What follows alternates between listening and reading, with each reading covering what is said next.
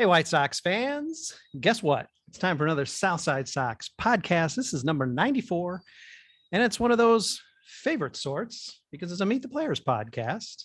And this time we are meeting, as such, we are meeting Trooper Galactus, who, frankly, do we really need to get to know Trooper Galactus? He's been around forever. You know him, as a commenter, you know him now as a writer on the site, but still, it's only fair. We're going to dig a little deeper.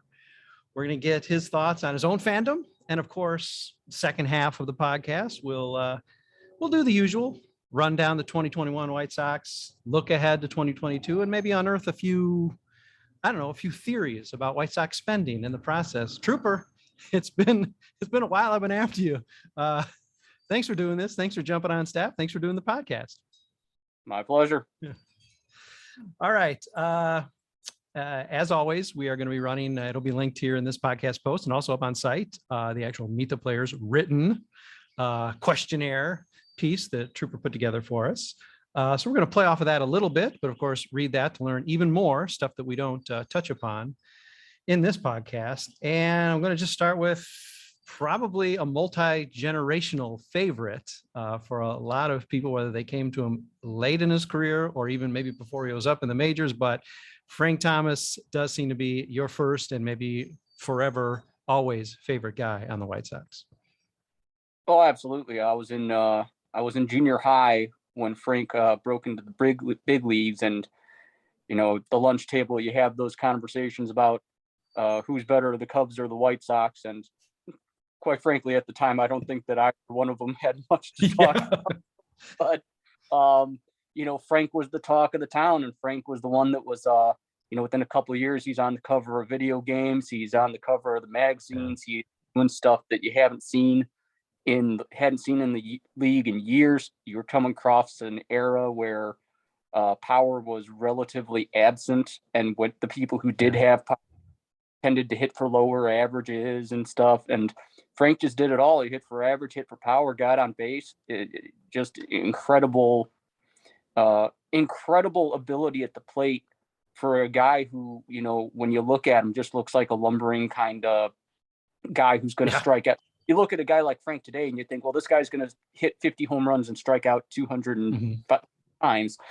And that wasn't Frank at all. He was a real scientist at that plate. And, if Frank could play center field, that would have been like the greatest player in the history of the game. Yeah. And as it is, Trooper, he's even at the time, you had your Tony Gwynns, you had some guys who were able to, they had a good eye, a demonstrable good eye. I mean, that is less and less, and again, obviously it's the game is more geared toward strikeout and power pitching anyway. It makes it a little tougher for batters, but Frank was an anomaly then as a power hitter, as you just point out, but today he would really be almost absolutely unique. And it's a real tribute to him. He's not a product of his times. As you say, this is what he brought to the plate. And for a guy who just looks so big, played football, like, okay, this guy he's not going to be a thinking man's hitter. Oh, he absolutely was. And, I remember back in 2005, after the World Series and really leading up to the World Series, it was kind of hard as a fan watching how the White Sox, in particular Kenny Williams, kind of divorced themselves from the franchise's best player. And it's not like Frank's a bad guy. I thought that he got a lot of unfair criticism. It's Joey Votto disease now, where people like to criticize you because you're not just knocking in everybody that's on, because they're pitching around you all the time. Yeah. That's why he's on base all the time, because people don't want to pitch to him. And it's really hard for you to put up certain counting stats when they won't put the ball anywhere near the strike zone, and what the strike zone is. And there seemed to be a large contingent of both fans and writers and sportscasters who were of the opinion that Frank needs to swing at balls out of the zone to put more contact on. It's like that's just stupid. Yeah. He's providing value with what he's doing, the likes of which we had pretty much never seen out in our lifetimes. And it was just and then just the fact that Kenny Williams seemed to kind of have a personal beef with him on a team where Jerry Reinsdorf has generally been very loyal to players who have done invaluable service to his team. I thought it was, it was, in my opinion, sort of a blind spot and black mark on his past, on his history, that he turned such a blind eye to what was going on between Williams and Thomas and just kind of let it happen, and in the end sided with Kenny Williams. And what did Frank go on to do? He went on to be an all-star with Oakland. Yeah. And that was just I found it really hard watching Frank hit his 500th home run in another uniform. Oh my God. Yep. Phase. And that it just hurt. And I was glad that I actually inadvertently wound up going to the game that they retired his number at. And so that was a nice memory for me, at least, was to see them kind of mend the fences a little bit. And now he's on their, pregame shows and doing pretty well for himself. So I'm really happy to see that for him, see him back in the fold. And let's not forget, Trooper, first game back for Oakland, homers in his first 2 at bats. I was at that game, and there were way more people standing up cheering the standing O for just pulling that off. At a time when it wasn't and it wasn't a foregone conclusion that he would find success just health wise alone, much less your skills deteriorate post White Sox. So the fact he comes back and of course ends up having a monster season, but that was May. Came back and just sort of said, okay, this is what you guys could still have. It wasn't like in 2005, for the brief period he was with us, he was like he came in and that team needed like another power bat, because basically like Canerco, and I mean there were other guys who could hit home runs, but none of them were necessarily what you would consider dangerous bats. And Frank came back and just every time he looked like a different hitter because he was a more aggressive hitter. He was belting out home runs at the rate they really needed somebody to do it. Like he was really just parking it every time he touched the ball. And I was sad that he wasn't able to stick with them into the playoffs. And just goes to show that even today, that type of hitter profile is even more rare, but the criticism still comes. I mean, look at Yasmani Grandal. He's a guy who admittedly had much more bizarre seasons year after year with a low average, and that's something Frank never had, winning a batting title, in fact.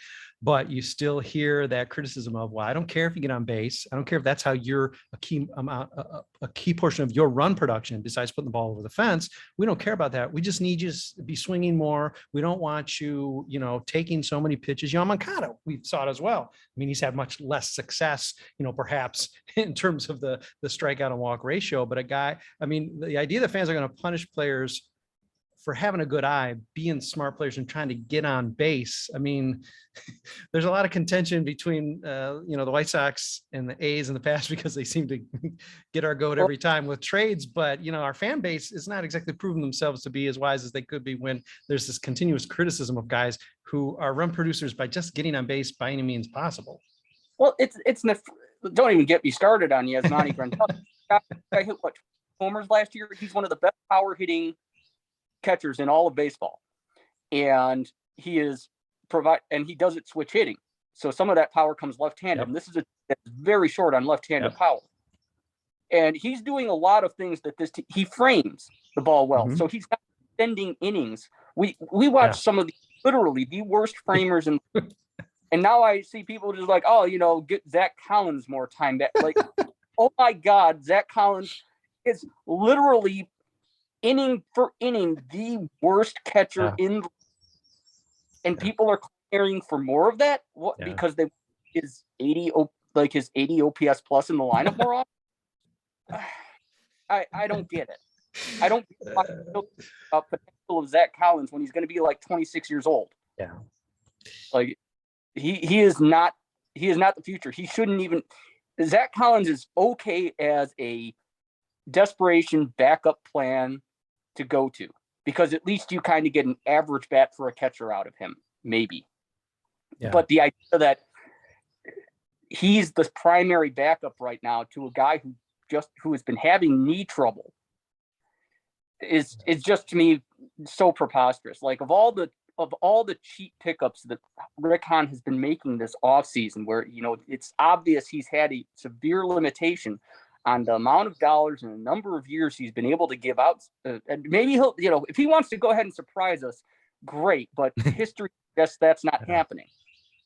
And, in a catching market where you got the best catcher on the market for, I mean, granted, it was a team record contract, but still that $73 million contract is not huge to max out at the position. And the idea you could have gotten a better backup catcher, somebody who doesn't somebody who doesn't make life harder for your pitching staff for just a couple $1 million. And we're still waiting to see that. Yeah, if we're going to credit Rick for what turned out to be a great move, although I don't think he even could have hoped it would have worked out as well as it did in getting James O'Can on the team with Grandal. If we're going to credit him for that, of course we have to ding him for year after year after year after year of the Deanna Navarros and the Avilas, et cetera, and even now sitting pat with guys who, at this point, frankly, it's not even a bat situation. I mean, you can maybe make that argument with Yermin, except he can't even come close to catching. It's not even that there's a good bat, no field backup catcher, which you could probably live with. Not ideal, but you could live with. It's not even a case of that. It's just this is the best we could scrape up to back up at catcher, the most important position on the field. I was really hoping for a lot more out of Collins, because this is a guy who out of college was touted as one of the best bats in that draft, one of the most polished bats. And it was assumed that he was going to hit. And that the only question was, is this guy just destined to go to first base and DH? Right. Because every scout who looked at him said, this guy can't move behind the plate. He doesn't have skills back there. He doesn't have mobility back there that's necessary. And since the White Sox drafted him, and they've insisted ever since they drafted him, he was going to stay a catcher. That has been the primary focus of Zach Collins' development, and he's still the worst catcher in the league. So the idea that Zach Collins is magically going to get better at what he has been working at primarily since he was drafted in 2016 is, to me, somewhat ludicrous. And the bat did not turn out what we hoped it would. It turned out to be a well below average bat. And maybe you could say the bat might get better, but it's still not going to justify him catching. Yeah, and what he seems to have, Trooper, is perhaps contagious, because you had Sebi Zavala up last year, a guy who probably should have finished out the year, but they had to bring Collins back up in order not to burn an option. Okay, I get it. You got to just maneuver, and it's 6 of one, half dozen of the other anyway. But I mean, it does seem like maybe it's contagious, because Sebi he's taken a decided turn downward defensively, where at least he was a guy, the flip of what I was just discussing, the good bat, no field catcher. At least if you get a guy who can just defend and maybe has an arm to throw runners out, and doesn't hit, okay, you could probably live, probably not a World Series contending team. That's probably not the backup you need for a World Series contender, but for a normal roster, you could live with that. And, Sebi can't really give either any longer anyhow. So now we have to look at okay, maybe Carlos Perez can make the jump and he won't catch the disease. The idea that a World Series contending team is this bereft at such an important position is pretty painful. Yeah. And Sebi, to his credit, I mean, Sebi, I guess, was never touted as a good plate general back there. I think it was just he was an average framer, and on a team that was employing a lot of really, really bad framers over the years that were really hurting their pitchers. That was his value. Yeah. He briefly showed some signs that some life in that bat, but AAA just completely ate him alive. Yeah. So his only value at this level was going to come from what he provided behind the plate. And as we found out, big league pitching is not something he handles well behind the plate. Yeah. And aside from maybe average framing metrics, you're giving away a lot. It's not like with Yasmani Grandal, where people like to gripe and moan about the things he doesn't do, like blocking pitches in the dirt or whatever. Never minding that he's still one of the best framing catchers in the game. He's still one of the best hitting catchers in the game. Mm-hmm. He provides exceptional value that more than papers over the things that he is his shortcomings. Mm-hmm. The other catchers they don't have anything that provides that boost that they need to make you ignore the things that they're bad at. Mm-hmm. Yeah, and let's not forget, Trooper Pacoda, at least, however much you want to put into that. I mean, they're projecting him not only as the best, Yasmani, the best catcher in the game in 2022, but I want to say the 5th best player overall. And that's not, I mean, they're extremely high on him, not just matching what he did last year, but extending on it. And let's just, fingers crossed he stays healthy for a number of reasons, which I think we've outlined very well, but just simply the fact that this guy produces on the field, perhaps like maybe nobody else on the team, given that he has been consistently on the field. Of Luis Roberts and that, we're getting half seasons out of. So yeah, Yasmani, I mean, if you got to pick a linchpin for this team, this year, he might be it. But if it's all a matter of perspective. I understand not everybody's gonna take projections the same. Mm-hmm. Not everybody thinks of catchers as the same value as position players. But when it comes down to it, catchers play fewer games, but every single pitch that happens, yep, they're involved in the game more than every other position player. So that's what makes them a bit more unique. Now, Yasmani Grandal as like the 5th most valuable player in the game, I don't know that I necessarily buy that, because if you got 30 people playing a fantasy league, I don't know that the guy who's picking 5th is going to be thinking, yes, Yasmani Grandal mm-hmm. is still on the board. But I do think that there's an argument for him to be made that he is probably, in terms of value that he provides over the course of a long season, that he could be considered like a top 25 kind of player. Yeah. Hey, we have jumped right into discussing White Sox baseball, and we're going to continue doing that. We're going to take a quick break, come back for the second half where we discuss 2021 and look ahead to 2022 with Trooper Galactus. Hang with us. Got about a minute of message. Bear through that, and we'll be back. Hey, White Sox fans. Hey, guess what? We're back. Second half of the Meet the Players podcast with Trooper Galactus, a guy I've been chasing really almost from the moment I took over here at South Side Sox. He has relented. Finally, let's kick it off with this. What did make you relent, start writing, expand what your ideas are? Obviously, the reason why I wanted to get you writing more is because I'd read your comments and say, man, this guy's obviously extremely bright, isn't afraid to argue, isn't afraid to get in the mix with it, in terms of, what the White Sox should do, A or B. What finally wore you down enough to want to do this? As I recall correctly, it was just me getting pissed off. And it was largely a way for me to vent. Because I think the first article I wrote, not mistaken, one after Manny Machado signed with the Padres, and I basically told them, first of all, stop lying to us. Yeah. Second of all, if you're not going to spend the money, then be good at what money you do spend. Yeah.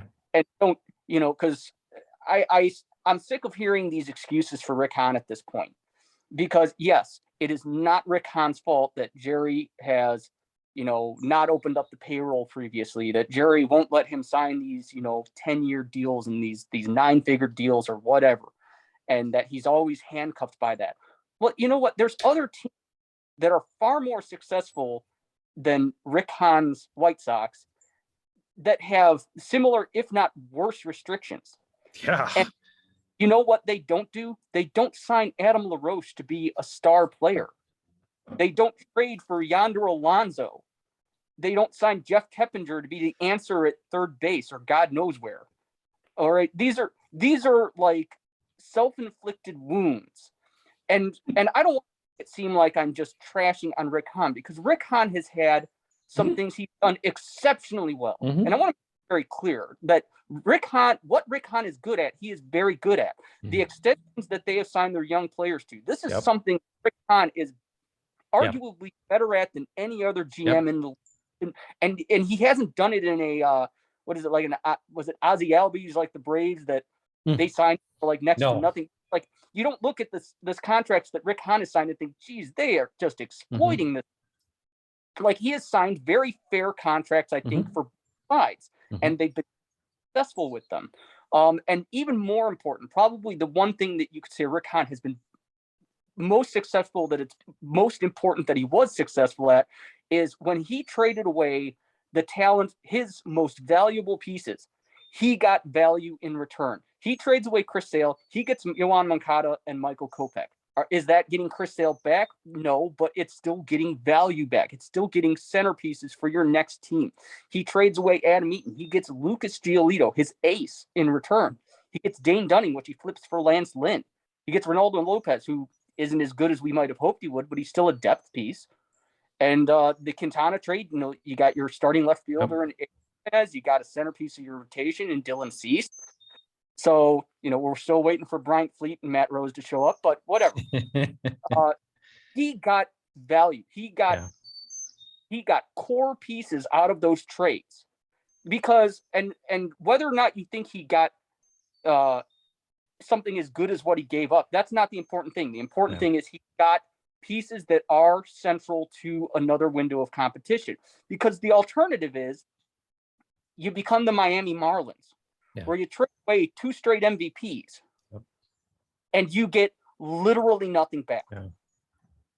Because you look at like the centerpiece of their trades of Yelich and Stanton was supposed to be Lewis Brinson, who just signed a minor league contract with the Astros because he was terrible. Can you imagine if, like, instead of, like, imagine in the Chris Sale trade, instead of getting Yoan Moncada, we had gotten Andrew Benintendi.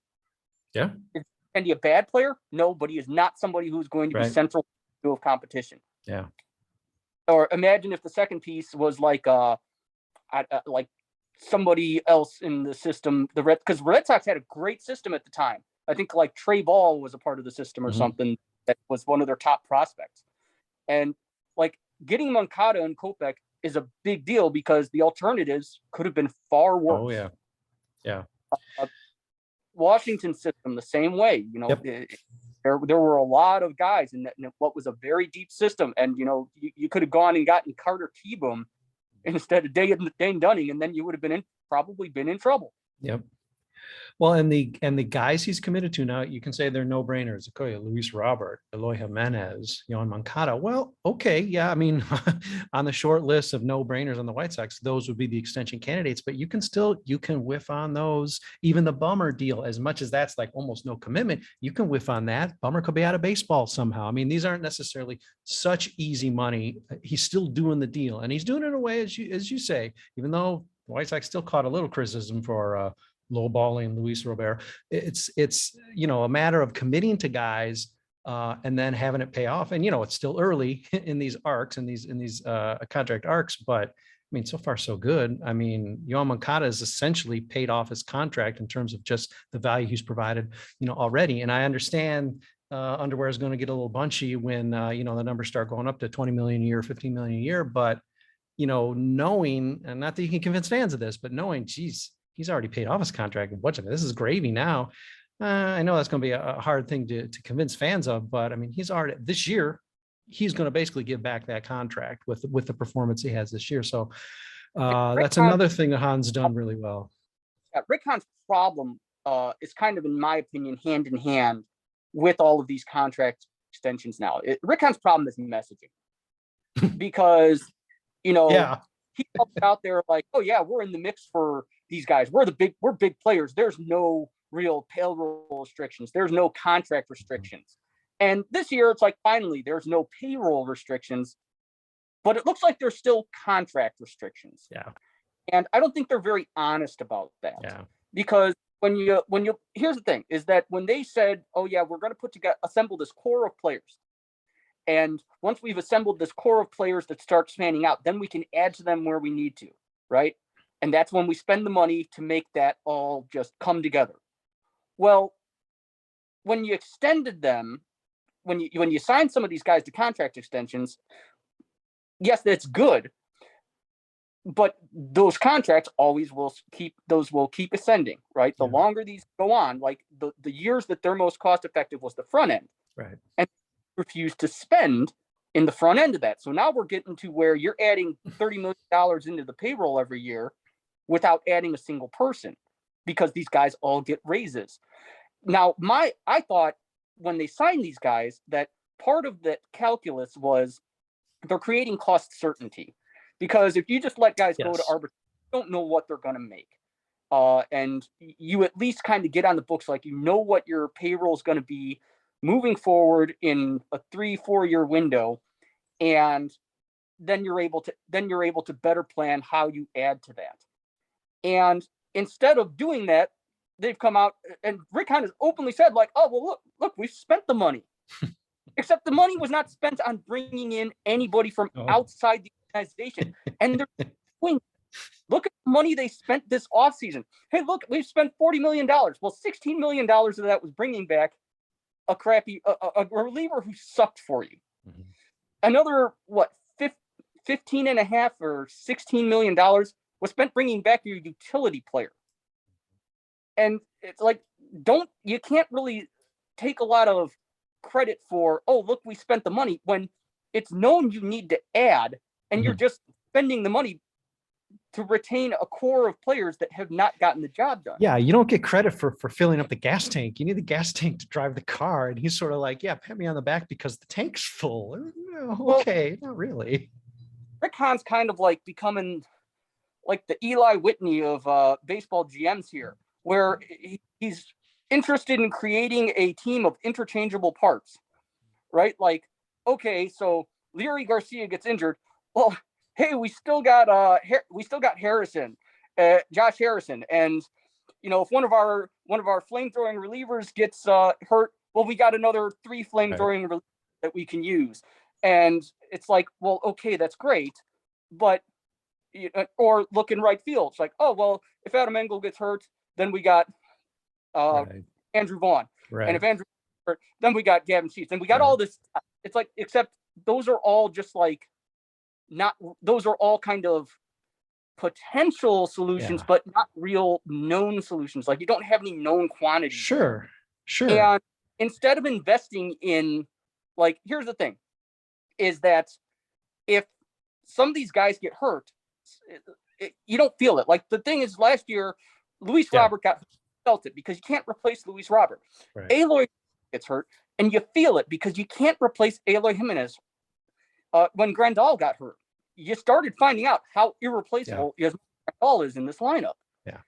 Well, if your additions are all of these guys who, if they get hurt, well, that's fine. We just got another one. Well, the reason you got another one is because these guys grow on trees, because they're replaceable for a reason. They're average players. Yes. And you want to get that guy that's irreplaceable.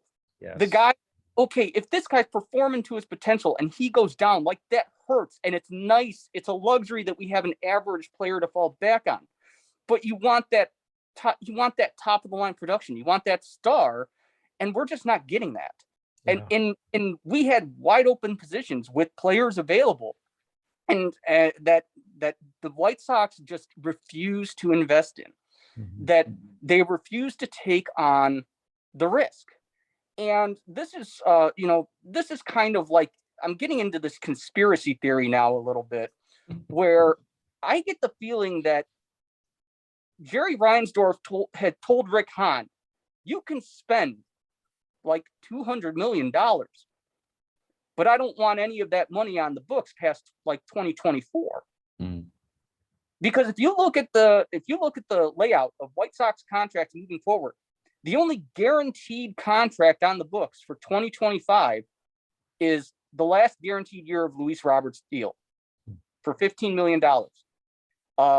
They have a couple players, I think, that are due buyouts. I think Jimenez has a buyout that has his first buyout. I think there's an option year for Moncada that's a buyout. Bummer has a buyout. That's it. Like, Tim Anderson's a free agent in 2025. There's nobody on the books then. And given that Jerry Reinsdorf, it's been put out there that Jerry Reinsdorf, given that he's up there in age, that his intent is to sell the White Sox. Like, he's not leaving the White Sox to his children. Right. I think the Bulls are his legacy franchise that he's passed to his family, and they've said the White Sox are going to be sold. So my conspiracy theory is that Jerry's plenty willing to spend in the here and now in order to drive the value of the franchise up, and off of, playoff success or regular season success, drive up drive up the attendance, and it drives up the value in the here and now. And then if the books are clean when he sells the team, it makes it that much more appealing to buyers. Yeah. And, that could just be a conspiracy theory, but I mean, based on the current evidence we have, it's kind of hard not to think that that's a very possible restriction that Rick Hahn is running right now, where he has to keep our window is now until 2024. Yeah. And that we might be looking at some lean years because there's no farm system. Yeah. All guys are going to be free agents. Some of them are going to, and they're not getting any players who are going to be here past then. Yeah, that's a gut punch. I mean, especially given that we're not talking about 2030. We're talking about 3 seasons from now. It's frightening. And just because it fits doesn't mean it confirms the conspiracy, but the fact that it even fits that framework, oh boy. Yeah, I think we're gonna have to revisit this in podcasts in the future, because that's a frightening proposition, but it's not inconceivable. Well, they had to get Jerry to, I think they had to prod Jerry just to sign John Danks to a 5-year deal. Mm-hmm. Oh yeah, there was a rule. Yes, that was a rule. Was he a free agent? I can't even remember. But either way, they signed John Danks to a 5-year deal, and that went south right away. Mm-hmm. Which is not to say it was necessarily a bad idea per se, but it did not pan out. It hurt the White Sox. They went through years of contention trying to shoehorn John Danks into their plans because they were felt forced to. And we haven't seen a 5-year contract since. Nope. And this is the window of competition. Yep. All right. So when I thought that there was a whole lot of back and forth between fans about the 2019 offseason, about signing guys like Machado or signing a guy like Harper, who's still they're still not even 30 years old. Nope. And we're still the White Sox are well into their window of competition, and they would have benefited from an under 30 elite talent. And instead we're going after all of these mid-level guys that are in their early to mid 30s. And because that's the alternative. And what gets me is that it's not just a matter of what they're not doing now. It's what they haven't done for the past several off seasons. Because 2019 should have been a part of the ramp up. 2019 probably should have added somebody who's going to help in 2020 and 2021 and 2022, and they didn't. There were no, and then you got to 2020 and you added Yasmani Grandal. Big. That's a huge deal. And it adds a lot of value to your lineup. It was the best guy at his position, and you gave him but it was a 4-year deal. Mm-hmm. That was all it cost him, was a 4-year deal. What are the other major deals we got during this window of contention that when the White Sox decided to up the voltage in 2020, they gave out a 4-year deal. And what else? Keuchel was a 3-year deal with an option. 3-year. They did pivot to Keuchel, which, obviously is a huge downgrade from Wheeler, who they thought they had. But, credit that they got somebody in, which they're not doing this offseason. And Liam Hendricks, 3-year deal with depending on how you feel. Yeah. Since the 4th year is an option year, but they technically would have to pay him. Sort of isn't, but yeah. It's kind of a 4-year deal, but not really. Yeah. And everybody else is okay, Leary Garcia, 3-year deal. Even Leary. In our show. And Leary Garcia got the 3rd longest contract. Got one of the longest contracts during this window. Boy, I didn't think I was going to be profoundly depressed in talking to you for this podcast. Let's take a slight turn around the corner and force ourselves to look at what might be just a 3-year window, Trooper. And this is what I want to know. There are a lot of question marks, even though this team going into the season seems certainly definitively strongest in the division. Making the playoffs seems an afterthought, although who knows. Certainly seems to be one of the elite of the American League. Looking at certainly probably no weaker than 4th in the American League and can only go up from there.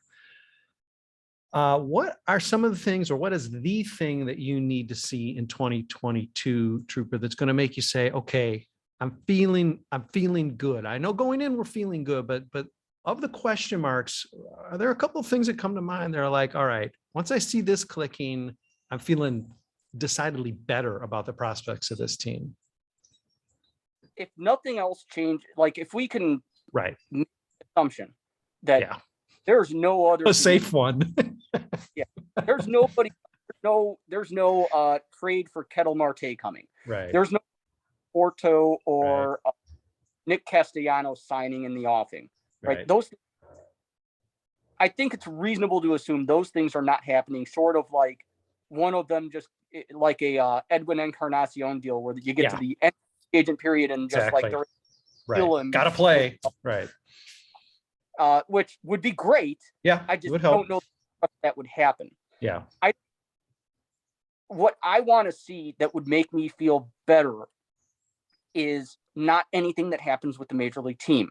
Okay. I don't think that the White Sox I think that they can't sleep on the Detroit Tigers. True. And I think they can't sleep on the Kansas City Royals. Those are teams that, granted, in terms of talent on hand, are not on the White Sox level. But they also are teams that, the baseball is weird. It's a long season. And projections are always like the 50% solution. So what happens if one team hits its 90% solution and another for sure 20%? Now you've got a much more even ball game. And that's where if the White Sox have things go wrong and Detroit or Kansas City or the Minnesota even, they're not done. And they could really turn things around in a hurry. Yep. Those are teams that, if everything goes right for them, and it's like, obviously that's the White Sox plan, right? Every year, everything goes right. But if everything goes right, you can't sleep. You can't be sleeping on it. You can't take it for granted that you won the Central. You've done enough, I think, to win the Central, but don't take it for granted. What I want to see that will make me feel a lot more comfortable that the White Sox are not only built to just dominate the AL Central, but also that, my God, we might actually be able to make some noise in the playoffs, is somebody in the minor leagues, preferably a couple guys in the high, need to just step up and show us something serious. We had a couple of good stories last year with Gilbert, as he's made his way up to AAA. He looks like he could be a legitimate option. I don't know that I trust Gilbert to be an answer at second base, but if he is, that'd be a big boost. Well, there's your free agent, right? And he's also more than capable of playing shortstop. So you get more depth if something happens to Tim Anderson. Like Yoel Sanchez planning out would be great. Popeye, Jose Rodriguez, my guy. A guy who showed us a lot, but it was a lot that was in the low minors. If he can show that he belongs in the high minors, I mean, you got a 21-year-old who's making his way into the high minors right now. And if he shows you something that, like, his development last year that he showed is legit, there's another really good infield option who might be the kind of guy who can give you a bit of a boost. A guy like Jake Berger. This is a team that needs more power. Jake Berger has that. Gavin Sheets, I think he's a legit left-handed hitter. I just don't know what his ceiling is. Like, my speculation based upon his minor league track record, how he developed and what his swing was like, was that he was not a guy who was necessarily going to pound out 50 home runs, but be more like a sort of like a Mark Grace. In a way where he's not, maybe he'd hit more home runs than Grace. Like, I think Gavin has 20, 25 home run power, but he's a bit more of an just an all-around offensive player than somebody who dominates in a single category. But last year he actually hit at a pace that would have given him around 30 runs over the course of a season. So if Gavin Sheets develops into a 30 homer left-handed threat, that's another place where development wise that provides a huge boost. And there's a couple other interesting names that I think are much more, that have obviously potential, but we don't know what we can possibly expect out of them. Yoelqui Cespedes, I think, has possibly the highest ceiling of anybody in this system, because he's one of the few guys who you can legit point to as a 5-tool player. Mike Rodolfo has the best power. And if there's one guy who a bat that you could point to in the minor leagues right now. If this guy just figures out this one thing, like this guy's going to be Galactus, destroyer of worlds. And Mike Rodolfo is that guy. I think Mike Rodolfo, like 45, 50 home run power. It's just a matter if he just can't make quality contact enough because he's easily exploited by higher level pitching. Yeah. Again, if he figures out what he needs to tweak to realize his potential, you're talking about a real force. And Yoelqui Cespedes is similar to that, where I think he's got he doesn't have the raw power of Adolfo, but he has functional power. Mm-hmm. He has speed. This is a guy who has like 20-20, 30-30 potential. Mm-hmm. Play all three outfield positions. He's got a cannon for an arm, just like he's much more athletic than Adolfo is. And I think that if Yoelqui Cespedes, again, he's got the same problems Adolfo does, where he does not consistently make quality contact. He swings it way too much, especially things outside of the zone. So he's a guy that major league pitchers look at and just are able to exploit the weaknesses in his approach. But again, if he can make those minor adjustments, you're talking about another guy who potentially could be a big addition. And and it's unfortunate that this is where we kind of have to look for those, because I would like them to sign a guy like Conforto or Castellanos. It should be both. Yeah, who's got that guy, and then if he isn't, or if something happens, well, okay, now guy who potentially maybe might be that. Right. But this guy, and it just astonishes me that anybody suggests that, like, oh, we can't block Yoelqui Cespedes or Oscar Colas by signing a right fielder. Like, what is this guy like? Oscar Colas hasn't even played a professional game in the United States, and he's like, you don't want to hurt his feelings. I mean, what part of having more good players than roster spots is unappealing to people? Is the part that, like, I want to have the problem. I want to have a problem of more players than we know what to do with. Beyond the only time, okay, to be fair, the only way we technically have that problem is we have more first basemen than spots to play first base. Yeah, Rick's nightmare is he just doesn't want to have that conversation with Gavin Sheets and says, Gavin, I know you did pretty well last year, but we're gonna have to send you to Charlotte for a little bit. You'll probably be right back up. There'll be an injury, but he just doesn't want to have that conversation. If Rick Hahn were the GM in the we would have had Albert Bell in left field and Frank Thomas in center field. Yeah. All right, we're going to wrap this up with a simple question, Trooper, and it may lead to a longer answer, but I'd like to know if you are going to enjoy the 2022 Chicago White Sox because of, or in spite of, manager Tony La Russa. Oh, absolutely in spite of. I have been very, very clear that I'm happy. They could find anybody to manage this team, and they get a guy who hadn't managed in a decade, a guy who has been whose most recent track record in professional baseball was overseeing the absolute implosion of a pretty talented Arizona Diamondbacks. Yep. That has a history of nepotism. Mm-hmm. And it's like, yeah, I get it. He's a Hall of Fame manager. That was 10 years ago. And it's not the same game. We saw last year what happened. Like, there have been tweaks and changes to this game that have happened that Tony La Russa went out, and because he's not aware of those things, you get your high-priced closer as a pinch runner in the 10th inning.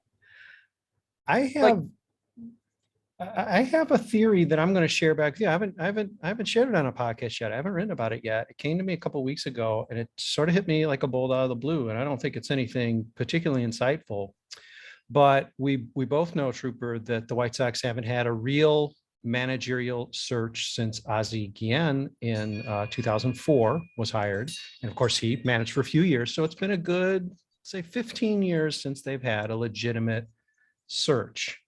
And even up to the Ricky Renteria firing, there's a lot of head scratching about like, well, geez, what, why, people point to the one playoff game performance where he was bent over, looked like he was overmatched. That seems like an awfully dumb reason to fire a guy, but okay. Where he was too close to the team. All right. They've hired Robin Ventura without any search. They hired Ricky Renteria without a search. They hired obviously Tony La Russa without a search. And it sort of struck me that the reason they couldn't even talk to real candidates going all the way back to Ozzie is that I think Tony La Russa has been looming over the White Sox since Ozzie. I think you have to go into the discussions in 2011 after that season, and you have to say, there's been this rider attached from Jerry for now more than a decade, or for a decade, that says, if Tony becomes available, we're hiring him. And guys like Robin said, okay, I can deal with that.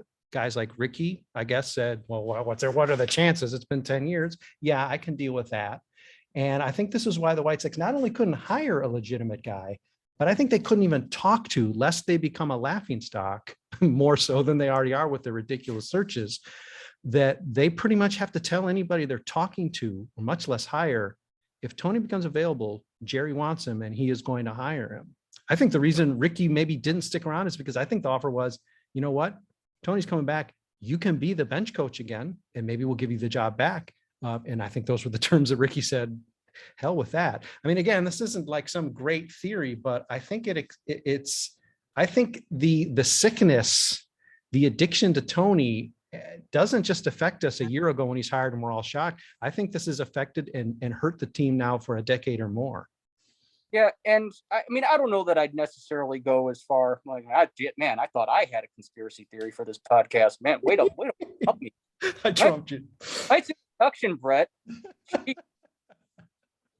Hey, here's this useless chaff that we've added to the crew. But I am just baffled still to this day by the addition of Tony. In that, what did Tony show us in 2021? That you didn't get out of Rick Renteria. Mm-hmm. Rick had a couple of years he was a manager for 3 seasons? Mm-hmm. And I thought he got better over time. Like, were you still going to say Rick Renteria was a great manager? Not necessarily, but I thought that the things that we thought he was bad at when he started, he got better at. Mm-hmm.